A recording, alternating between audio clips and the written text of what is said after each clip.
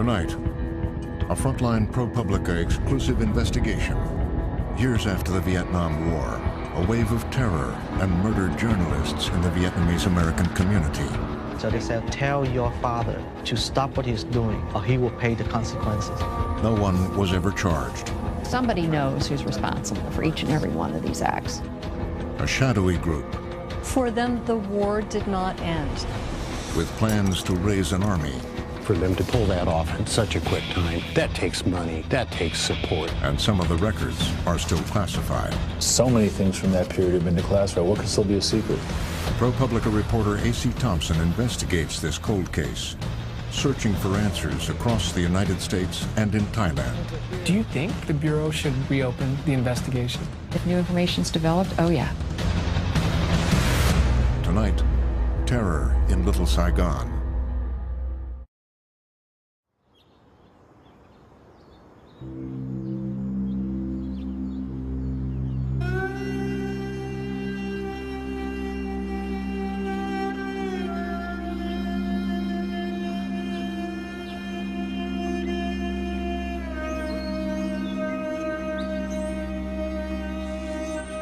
We tell ourselves that our work matters, that it's worth the risk, that it will be remembered. When another journalist is killed, we rush to tell their story and to say to the world that their life was not wasted.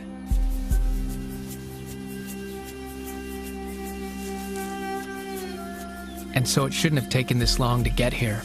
Over 30 years late, I've arrived at Dam Phong's grave. His case is 3 decades cold, without a conviction or an arrest. Just this headstone telling us that Dam Phong died for journalism.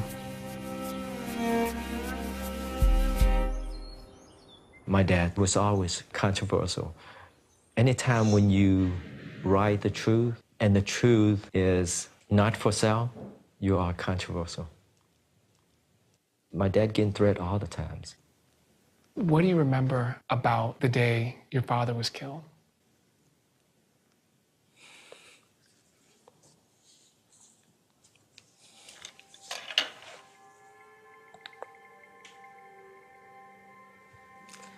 I wanted to know if he needed me to help him with the newspaper, the delivery. So I called home and someone answered the phone. It was an American. I hung up. I thought I got the wrong number.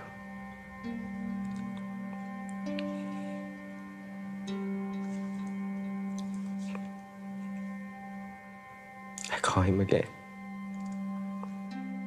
The same person introduced himself as a sergeant with the HPD.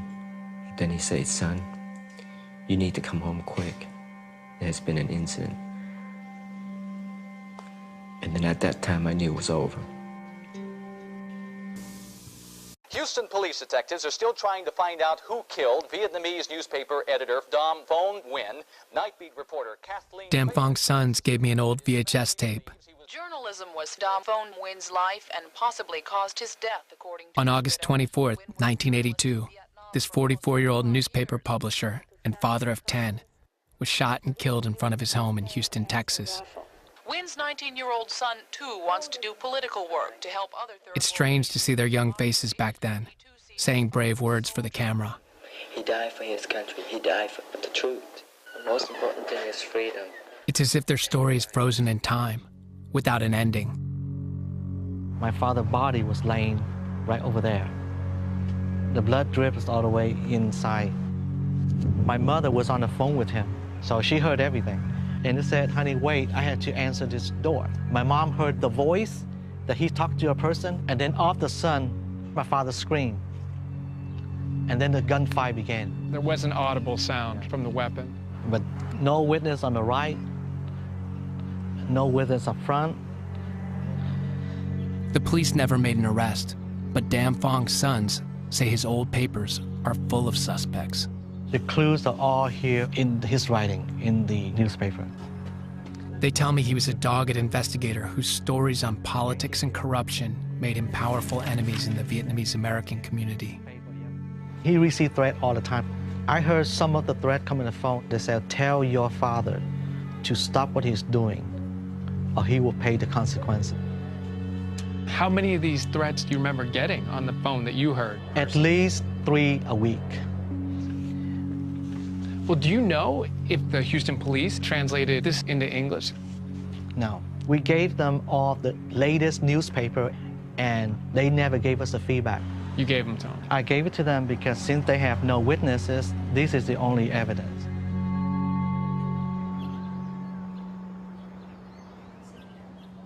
It wasn't a lot to go on. A stack of old articles I would need to get translated. I tried to track down other reporters he knew. Hi, I'm calling for Pham Kong Ju. But their numbers no longer work, and even his old advertisers have closed down. These are the few details I can piece together. 7 shots, no shell casings, little forensic evidence, and no witnesses. It all sounds like a professional hit.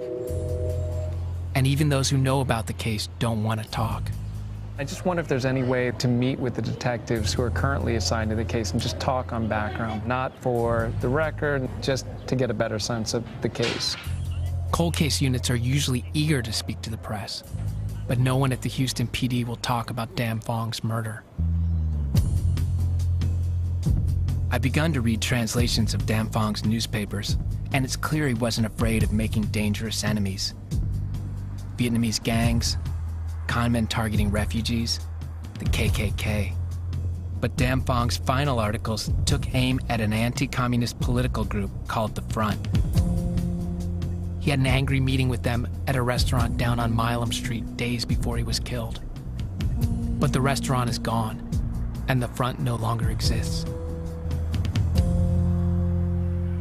They were a community of mostly military elite who had been engaged. A reporter who covered Houston for the LA Times tells me the front was run by former officers in the US-backed Army of South Vietnam.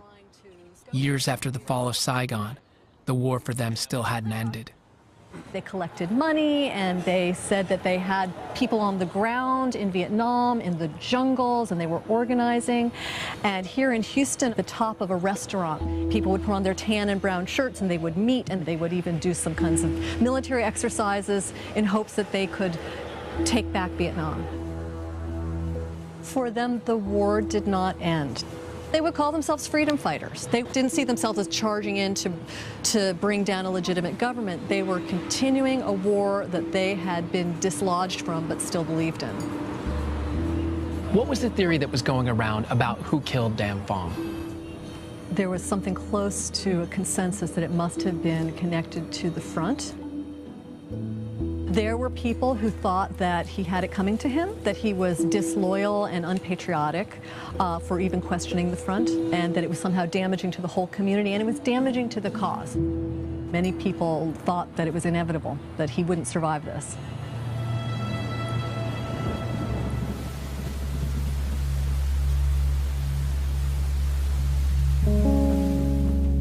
Colker says the front was the only suspect she'd ever heard linked to the murder, but no one would give her anything more than rumors.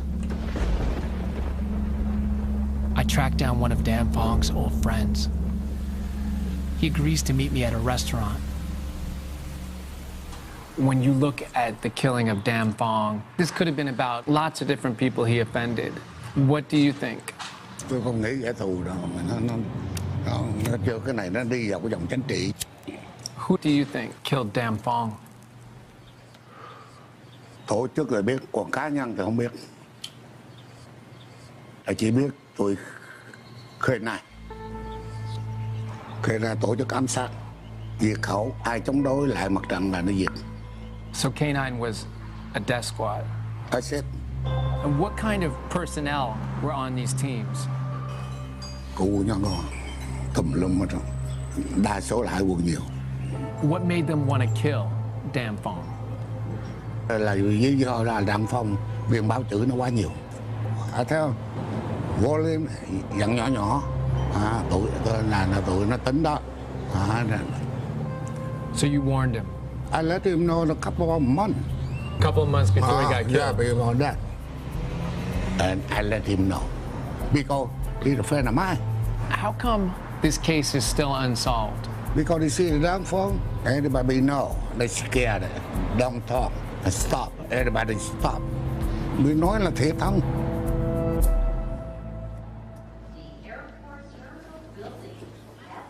A Vietnamese guerrilla group meeting above a restaurant. A hit squad made up of former South Vietnamese soldiers. It's all a bit hard to believe, but when I start looking into the front, it's clearly more than just a fringe group in Houston.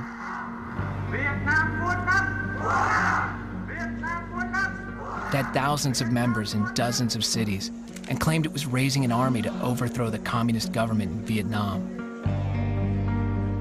If K9 really was a hit squad targeting the front's critics like Dam Phong, maybe there were other murders. I can't find any similar cases in Houston, but I widen my search and find what looks like a match. July 21st, 1981. A year before Dam Phong, another Vietnamese newspaper publisher, Dong Trung Lum, was gunned down in front of his home in San Francisco.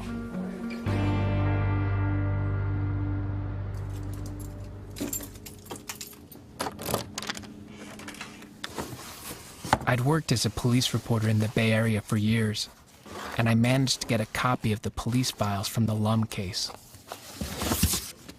I'm looking for links to K9 in the front, but the police files take me in a different direction. Among the papers, I find a communique claiming responsibility for the murder. But it's signed by yet another group, Vo Cern. The Vietnamese organization to exterminate communists and restore the nation had issued an execution order against Lum because of his pro-communist writing. It looks like a political murder. I want to know if the FBI ever investigated it.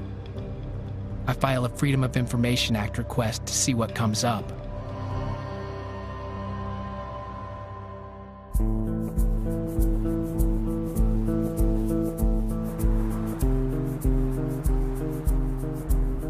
The local police had Lum's murder pegged as a personal dispute. They wrapped up their investigation in a few weeks, charging his friend with the murder. But the whole thing fell apart, and the judge threw it out of court before the trial even began. Lum was standing approximately here as he was shot, threw up his hands, screamed, ran, and fell to the ground face down in front of that building there. Jason Wechter is a private investigator who looked into the case. These are the three who get the best look at his face because he's coming towards them. Wechter walks me through the crime scene, and it's a tour of missed leads and lost opportunities.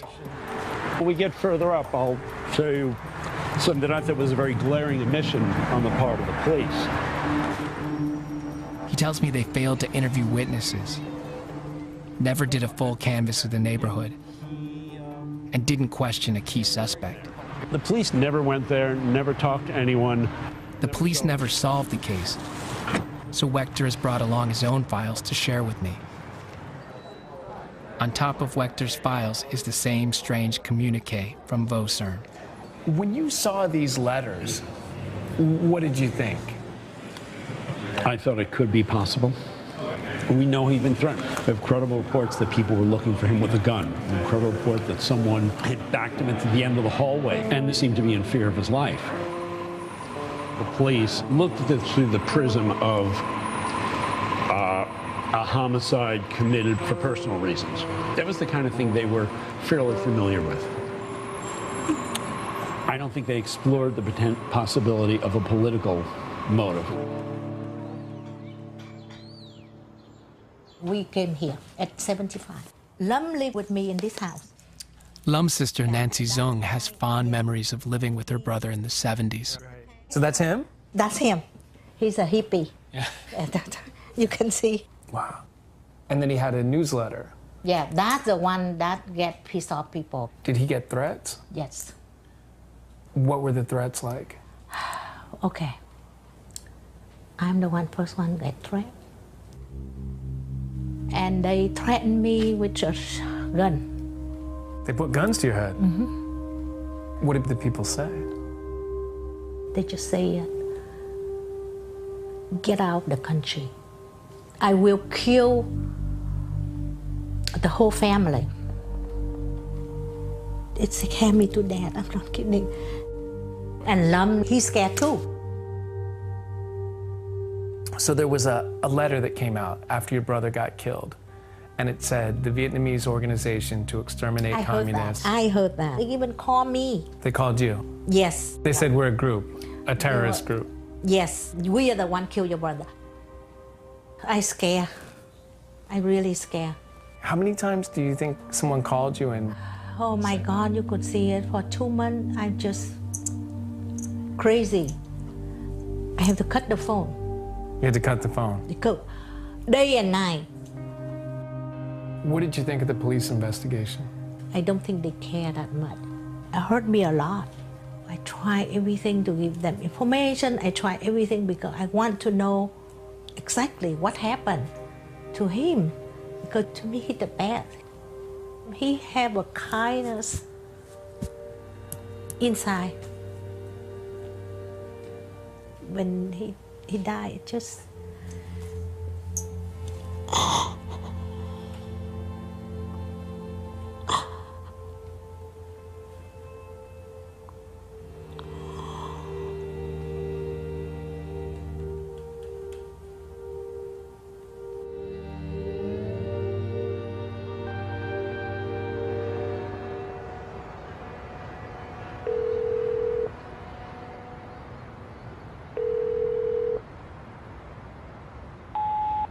Hi, Inspector Perucci. This is A.C. Thompson with ProPublica and PBS Frontline. I'm investigating the death of Zung Chung Lam, 1981. I would love to talk to you about the case. If you get a chance, please give me a call. Thank you for leaving your message.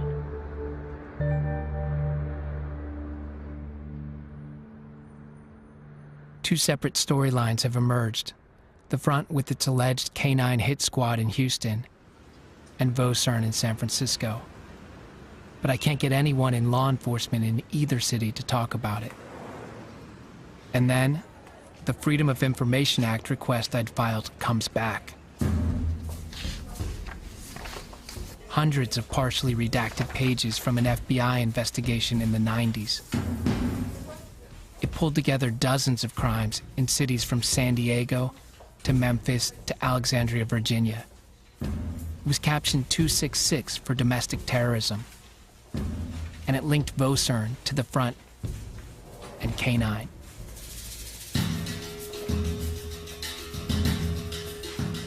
The FBI files reveal a nationwide reign of terror.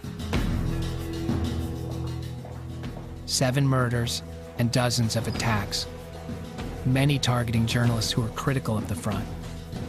But the FBI closed the case in the late 90s. And today, this unsolved wave of terror has been all but forgotten. I inherited a file room of documents, about probably from this desk over to the corner there. The reason I left it ultimately is because I developed an ulcer and it started affecting my health. Special Agent Catherine Tang Wilcox helped run the Vosern investigation for the FBI. She amassed a mountain of evidence, but prosecutors were never able to bring a case. Throughout the files, we've got 3 different organizations. We've got Vosern, we've got the front, and we've got K-9. Right. How are they tied together in your mind? K-9 was established as the assassination arm of the front to take care of the people who either represented a threat to them and their anti-communist movement or were viewed as being communist. I'm more inclined to believe that Vosern was just a name given by either the front leadership or K-9 to take responsibility for the actions. How did K-9 operate? I mean, who was the boss? We never got enough information at that time because people were still so afraid to really pin down who was in K-9. I do think that, particularly with Nhằm Phong in Houston, there is a distinct belief on my part that the front was responsible. Why do you think that Nhằm Phong was killed by the front? And there were no other motives developed other than the problems that he was having with the front because of the articles he was publishing. And then the way the murder was conducted, the casings were picked up and collected. The shells? Yeah. That was someone who was highly trained, that knew what they were doing, and wasn't going to leave any evidence that would be remotely helpful behind. And what did that spell out to you? It was an assassination. But she and other retired agents tell me that killings and violence were overshadowed by higher profile cases at the time, like the Unabomber, and it didn't get the resources it needed. It sounds crazy, a political death squad operating in the U.S. for a decade with impunity. I do feel badly I was never, ever able to bring someone to justice, to bring closure to those victims' families. But even after we finally got a task force set up to address it, and there was more than just me trying to work these cases all over the place. It wasn't something every agent wanted to take on. Do you think the Bureau should reopen the investigation? Should they be reopened if new information's developed? Oh, yeah. Yeah. Because if one person comes forward, that'll encourage others to come forward. Somebody knows who's responsible for each and every one of these acts. There's somebody that knows. And there is no statute of limitation on homicide. The FBI was never able to penetrate the front's leadership or flip a key member. But Special Agent Tang Wilcox is right. Someone out there knows who's responsible. They would be 30 years older now, but that might make it easier to talk. The front was led by former soldiers, and I managed to get an invitation to a South Vietnamese Army reunion in San Jose.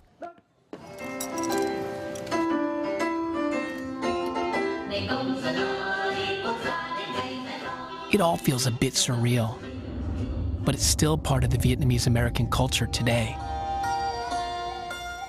The martial songs, the speeches calling for the overthrow of the communist government, the pressed uniforms from a military that hasn't existed for 40 years.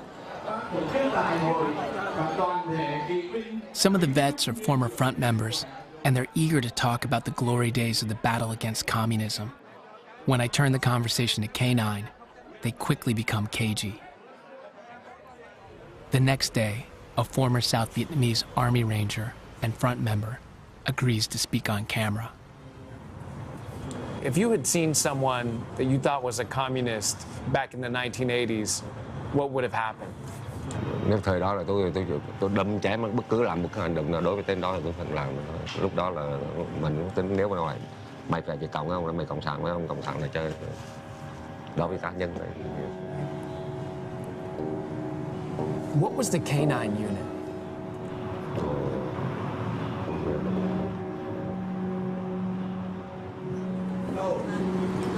Because what people say is that the K9 assassinated people like Dan Fong, the journalist in Houston, and we're just trying to figure out what's rumor and what's real.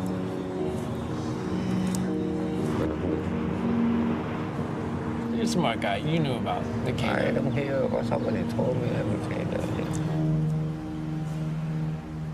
It feels like Khoa knows more than he's saying, but decades after the FBI closed the case, people are still reluctant to talk. I don't want to point the finger at any group.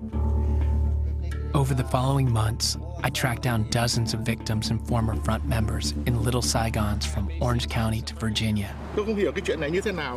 Some seemed genuinely scared, and many refused to appear on camera. This is a call for Mr. Wang Kodin. We've been trying to get in touch with you for months. We would really like to interview you. But after countless meetings, a handful of former front leaders confirms the suspicions in the FBI files. The K9 was a secret unit the front used to target its enemies. Who was in charge of K9? I can only say that I don't know.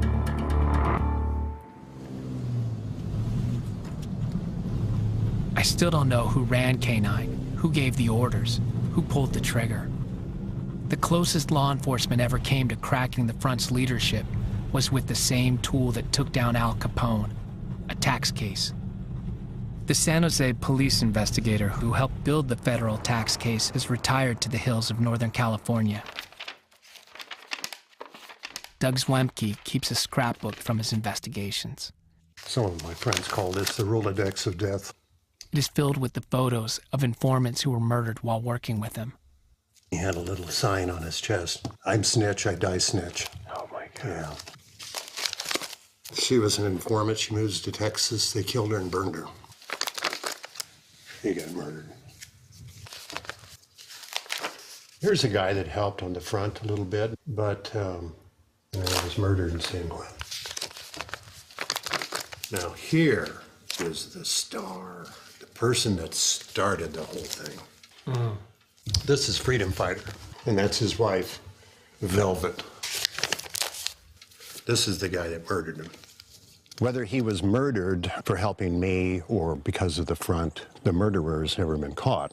How did you get on this case? Freedom Fighter, he thought it would be a significant case for me to look into. It was right on, and it was verifiable. I didn't have to believe what he was saying. I just go out and it was right under my nose. Demonstrations, rallies, fundraisers, then you can see the money flow. That was the key. How can we get arrests from this criminal enterprise for pretty easy? You know, they're just the tax. It's the money talks, and you can follow it. Zwemke tells me the front was raising large sums of money to launch guerrilla operations against Vietnam. That would have been illegal under U.S. law, but he says it was easier to try to prosecute them for not paying their taxes. In your view, could you have used the tax case to squeeze information? No question. No question. Human behavior is human behavior, whether you're Vietnamese or anything. The old axiom, to err is human, to snitch is divine. So you would have rolled them, and they would have gone. And then you'd start filling in the organization chart concerning the canines, the murders, the national and the international perspective of this thing. It could have opened a lot of doors. How long did you work on the tax case? We got to the indictment thing within a couple of years. And then it just kind of stalled and stalled, and then appeals. And the U.S. attorney in that case gave me a call. Sorry, you know, statutes ran, and I wasn't watching the clock. You gotta be kidding me. Anyway, the cases were lost. And I still think today that what they did in organizing actually an international organization, for them to pull that off in such a quick time, that takes money, that takes support, that takes material. It takes me a minute to understand exactly what Zwemke's driving at. Clearly, tacit support for the organization. And I hesitate to ask the obvious question. Your theory is somewhere in the background was the U.S. government. Oh, yeah.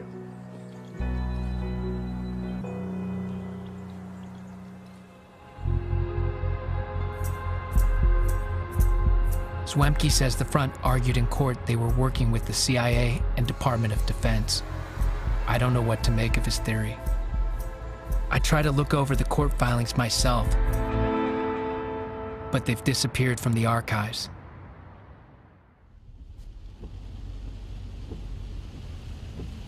The U.S. Attorney's Office won't discuss the case, and neither will the CIA or the Department of Defense. Zwemke told me other strange things about the front, that its leaders were close to people in the Department of Defense, that they may have gotten help with their operations in Southeast Asia.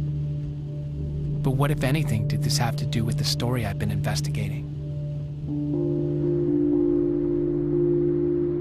I learn of a former front member who spent years in prison. He'd shot a man in Orange County over statements he made to the LA Times calling for dialogue with the communist government of Vietnam. The would-be assassin's name is Tran Van Batu, and he agrees to meet me at a hotel just off the expressway. So he came out of this pho shop. Yeah. We tried to get him in the car, but he grabbed my hand like this. No, just when I go like this and I shoot, he fell like a tree. I thought maybe he died. Communists like a sick people. So let the sick people, they die. No regret, no remorse. For Beitu, this was not attempted murder. It was an act of war.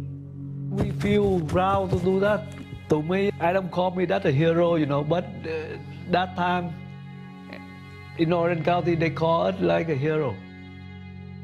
Beitu had been a hardcore front member. He says they'd even tried to recruit him to join K9. But he split from the group before the shooting.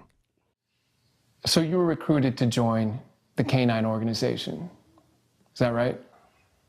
Right. And it was your understanding that K9 was a hit squad or some kind of secret operations squad, is that right? Exactly, that's a secret unit, yes. Each chapter had people who were in the K9, so Houston, San Jose, Orange County. Is that right? Could be, yes.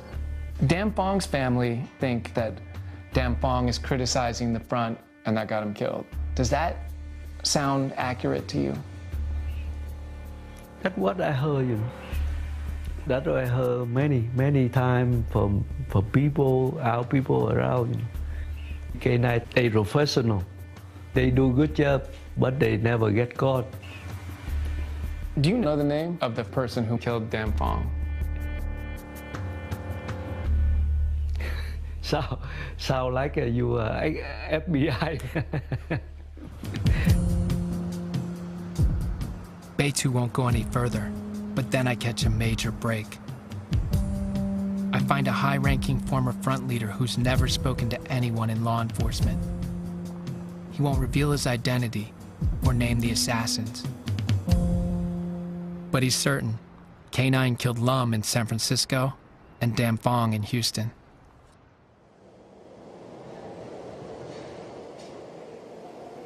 In his last issue, Dan Fong talks about a secret reporting trip he hid from his wife. A few months before his death, Dan Fong went to Thailand, investigating the front's base there and its leader, Wang Ko-min. I'd focused on the front's U.S. leadership, but when I open Min's file, everything changes. On his citizenship application, he assumes a Japanese cover name, William Nakamura. The home address he cites belongs to an advisor for the U.S. National Security Council. And a surprising name shows up. Richard Armitage, a top Pentagon official.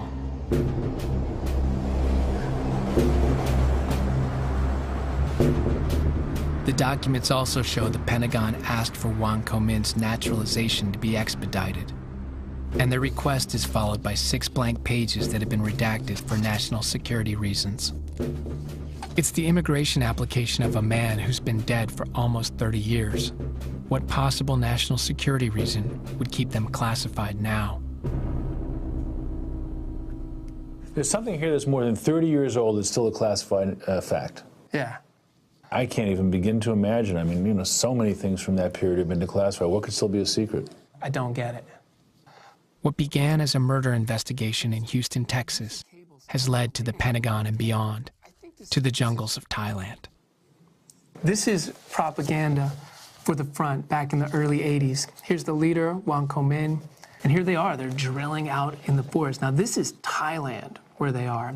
Well, these pictures are taken, the war is practically, 10 years gone, right? Yeah, 5 to 10 years gone. And it's not over for them. Now, check this out. This is when Wang Ko-min wants to become a citizen. All right, but put another way, a guy who is publicly raising money to start a war in Vietnam while living in the United States has a letter in his file that says the Defense Department wants to get this guy's citizenship as soon as possible. Yeah. That's curious. That's what I thought. And then the FBI goes and interviews Richard Armitage. So this is what he tells the FBI. I'm hearing rumors that they have a death squad. Quote, Armitage noted that it has been rumored that the front assassination squads are comprised of former South Vietnamese Navy SEALs and Special Forces members. Well, that's fascinating. It does raise a very interesting question. I think that's what we got to report out.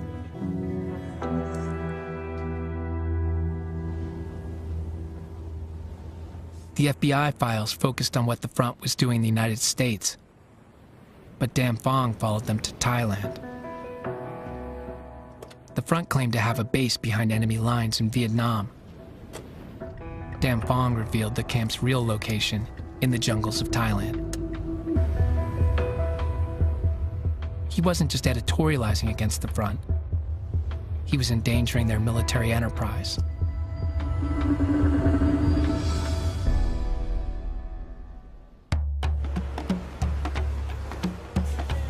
Bangkok, Thailand. The U.S. has a long, close relationship with the military here, from the Vietnam War when Thailand was a base for covert missions, to the War on Terror when it hosted a CIA black site. I arrive in Bangkok a year into a military coup. A junta of generals rules the country in the name of the monarchy. But if the generals are in power, maybe it will be easier for them to speak. That year that American stay no more. Shavalit Yoongshayut was Prime Minister of Thailand in the 90s, but he prefers to be referred to by his military rank of general. The group that we're looking at was called the Front, and our understanding is that you set up a camp on the border with Laos. Do you remember the Front? Yeah. And they were operating with the acknowledgement of the Thai government there on the border, right? Yeah. You can talk like that. Our Prime Minister authorized us to do so. Did you meet with Wang Ko-min? Yeah, but I don't know exactly who on command at that time was. Our understanding is the Front, that they had about 200 fighters on your border, and they made several attempts to get into Vietnam through Laos. More than that. More than that? Yeah. They have more fighters than that. More than that, I don't know exactly, but more than that. Do you think it's possible that the U.S. was supporting this group? U.S. government support a lot. These people had rocket launchers, assault rifles. Where do you think those came from? I don't know. Do you think it was the U.S.? Well, they should come from somewhere. Positively, they have to have support. Okay? Finish. I wasn't going to get anything more concrete out of the Prime Minister General. But I find more traces of the Front's presence here. A book by a former Front soldier. The soldier is unwilling to go on camera, but he claims to have survived one of the Front's failed missions. And his emails to me are full of fascinating detail. He says the Front demanded total obedience. No one was allowed to leave the base.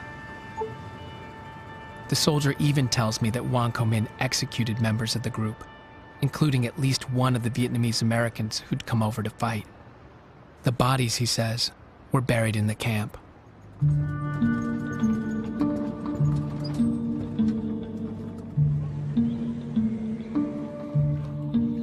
Ubon province and the dense forests along the Mekong River form the cradle of Buddhism in Thailand. The hills here sheltered not only the Front's base, but anti-communist Lao guerrillas as well. The Front depended on them to guide them through Laos and into Vietnam. Wang Ko-min died trying to invade Vietnam in 1987. And the Front soldiers who weren't killed with him are long gone. But the Lao remain. And over here, is this Lao? In the tiny hamlets near the border, I managed to find 5 former Lao fighters who worked with the Front. We're trying to find Lao fighters who fought with this guy, Vietnamese resistance leader. ตัวนี้คนนี้หูจักอยู่นี่โอกูมินนี่ข้ามจากฝั่งลาวข้างนี่ไปขวมแม่น้ำโค้งเนี่ยหาทางเมื่อพุ่นนะเวียดนามไปได้แต่กลางคืนแต่ว่ามันหลายคืนนะแต่ว่าไปหอหันแล้วก็ส่งเข้าไว้หันแล้วก็มา Did you ever hear what happened to them? บ่ได้ยินเลย Did any of the Front's fighters ever get tired of life there in the camp and try to leave? เคยได้ยินอยู่คนอยากเศร้าก็มีแต่ว่าคันลงมาอยู่หันน่ะคืออยากเศร้าก็บ่ได้เศร้าละก่อนในปีนึงนะพวกนั้นเขาสิดักหนีเขาก็จับหลายหาคนนะเขาก็ขาถิ่นเบิดมีอยู่หารุมอยู่หัน The fighter confirms what I'd heard earlier, that Wang Ko-min was even willing to kill his own men. แล้วนั้นก็มีแต่ลูกน้องกัน พวกนี้ก็ตั้งหากพวกนี้ตายอยู่ในสนามรบนะเพิ่นเฮ็ดไว้นะ So you think about 10 people are buried up there? หาคนแต่ว่าหาคนฝังอยู่ทั้งผู้นะหาคนที่รักของเขาฝังถิ่มอยู่ดุมพี่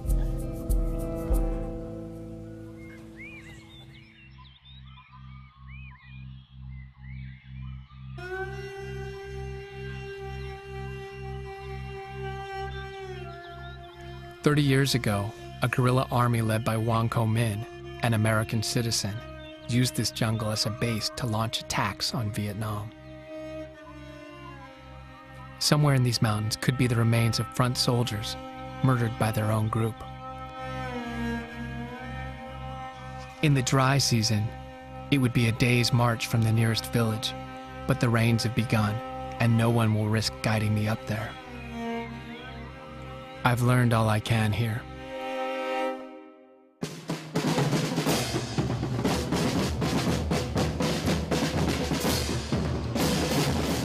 Back in the US, the story is becoming more clear. I hear from Richard Armitage, who's now a consultant in Washington. He won't meet with me, but in a series of emails, he says he personally vouched for Wang Ko-min to his Thai counterparts as the front was trying to set up its operations.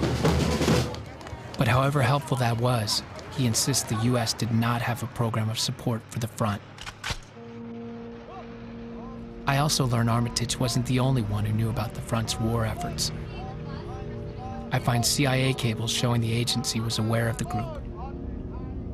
So was the National Security Council and the FBI. But no government agency moved to stop this Cold War militia.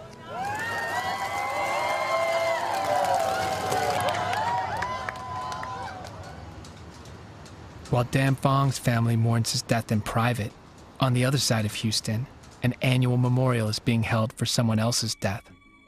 The front's leader, Wang Ko-min.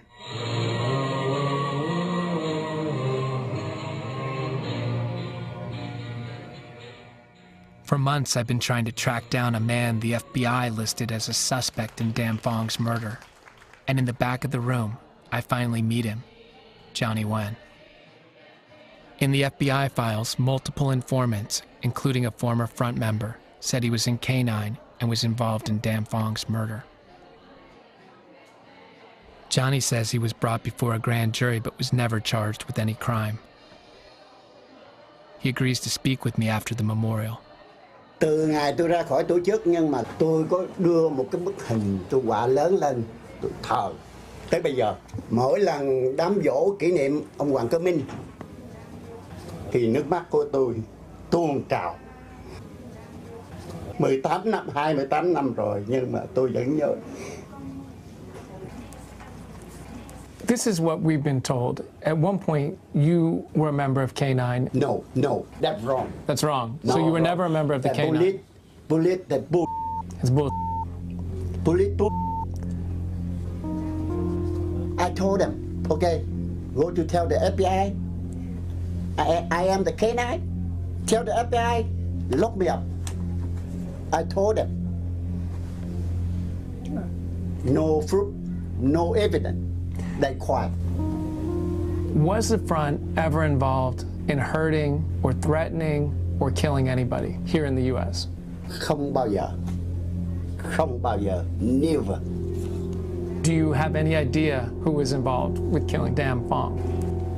We don't involve and we don't know. We never involve like that. I never read Dan Phong magazine. I never see the Dan Phong. I never know Dan Phong. Dan Phong's family said people from the front kept calling our house and threatening Dan Phong. I think they lie. Why would they lie? Okay. You ask them. I did ask them, and that's what they told me. They said, you don't ask me. You ask them. Why does the front keep coming up in these discussions? Tôi không có chuyện gì đó. Nó hỏi cái chuyện vớ vẩn. Bây giờ nói nó tôi không trắng nó. Hey, Mr. Zoom. Mr. Zoom.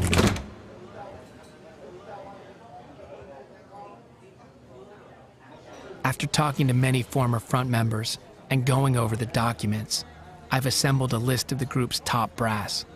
One is dead, but the rest are easy enough to find. Even though the front dissolved years ago, its leaders remain prominent members of the community.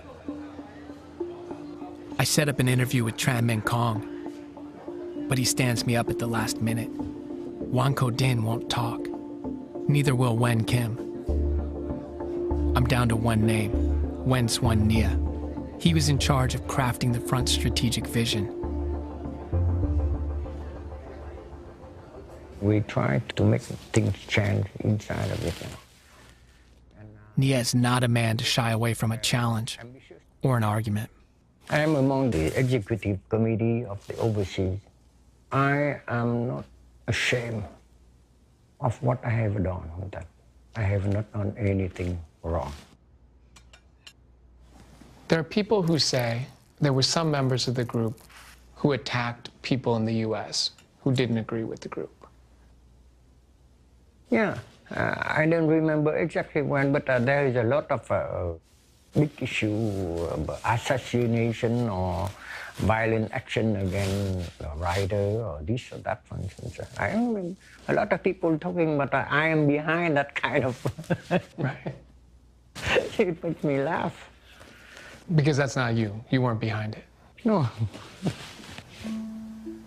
I want your help because it's been many years and people like the family of Dam Phong, they want to know. They want to know who did this. So if you have any leads, any evidence, anything you can share. I don't want to be extreme, but look at what they have been writing. Insulting front. They create a lot of problems all by themselves. You see a group of refugees and they lost their country and they landed here and people look down on them and now that they say that, are you the guy who pulled the gun to kill this reporter or that journalist or that writer, for instance? You see, so... I understand what you're saying, but I do want to know because these were my colleagues. When people keep talking about that here's why people keep bringing it up is because no one's been arrested. It gives the very bad image to the Vietnamese community. I don't want the American audience to hear such kind of a ridiculous and crazy thing among our community. And you keep asking me about that. You took about half an hour to talking about that. But anyway, I didn't want to ask it.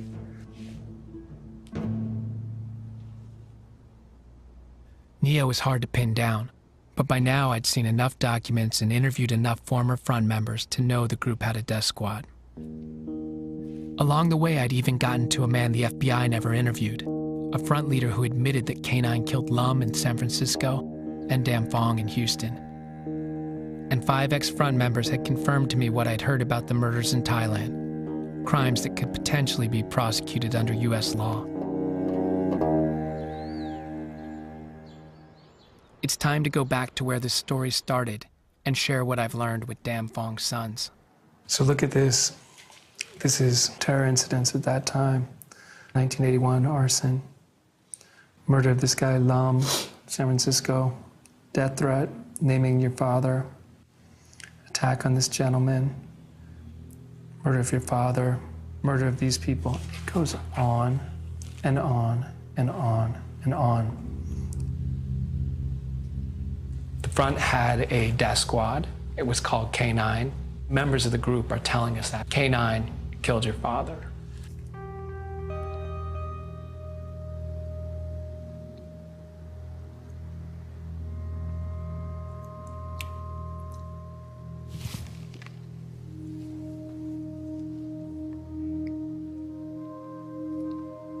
And my dad, he knew they were serious, but to him, his logic was, why would they want to take me out?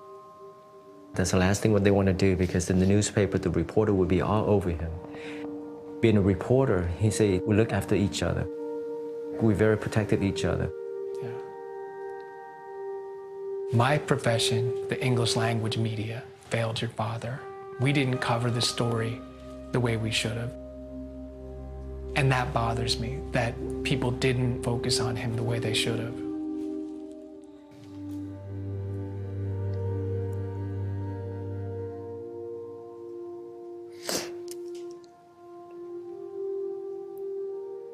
Thank you.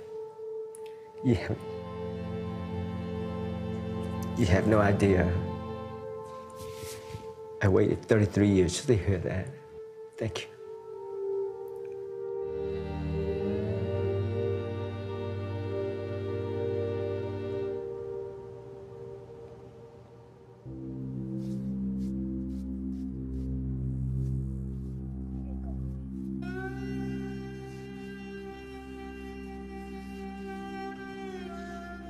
Hey, Dad, your grandson's cleaning. Make sure it's clean for you. For us, we just want an answer. That's it. An answer was long overdue. We never got from the police or anybody. Do we have anything to drive? No, come on, good job. Special Agent Catherine Tang Wilcox told me the case should be reopened if new evidence comes to light. And 20 years after the case was closed, we've learned a lot. After all of the new information I've uncovered, I want to talk to the FBI, but they won't do an interview or answer my questions. Instead, they send me a statement saying the cases were led by experienced FBI professionals who collected evidence and conducted numerous interviews. But they said despite those efforts, after 15 years of investigation, Department of Justice and FBI officials concluded that thus far, there is insufficient evidence to pursue prosecution.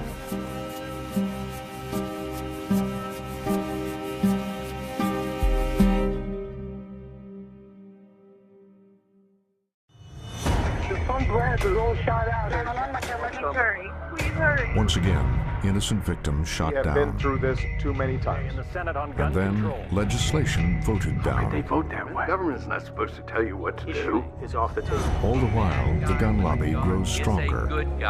Frontline takes you inside the politics and the power of the NRA. It has nothing to do with guns. It has to do with freedom. Next time on Frontline.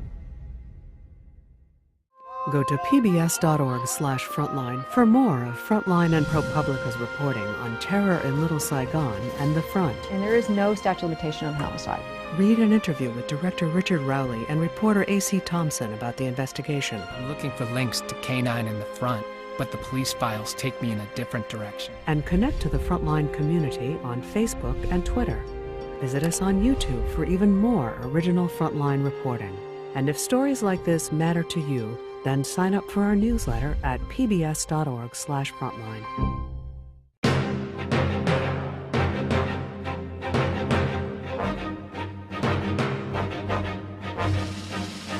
For more on this and other Frontline programs, visit our website at pbs.org/frontline.